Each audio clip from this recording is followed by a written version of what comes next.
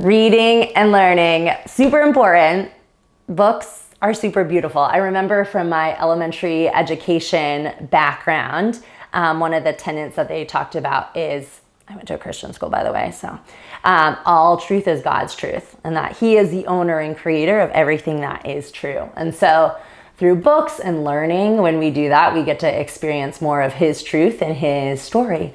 I think for me, I married someone who really loves books, and as I've become an adult more and more, I've just enjoyed reading them, and especially in our digital world, it's such a good way to disconnect. And I like to read, I guess I do read books on my phone sometimes, because then I can like read it in line and stuff, but it's a good way to not be scrolling and not to be passively getting junk in our minds or comparison. And just the beauty of words and characters are so great. So whenever you can, talking to other people about books and book clubs, it's such an amazing way to connect with people and connect with the broader truth out there. Even in like silly, I love me a good rom-com book, but you get to experience God's bigger story, His character and His redemption in little smaller tidbits and slices. And so I hope that that is something. I have lots of book recommendations. I love talking about it. Maybe we could start a Soma book club.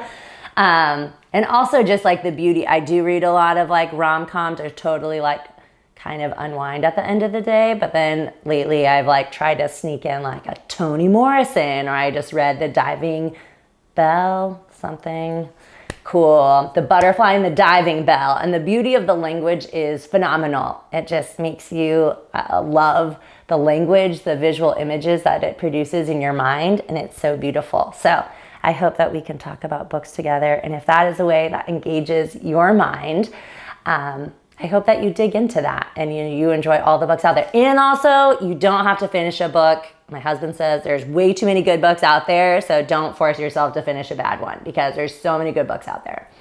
Enjoy reading.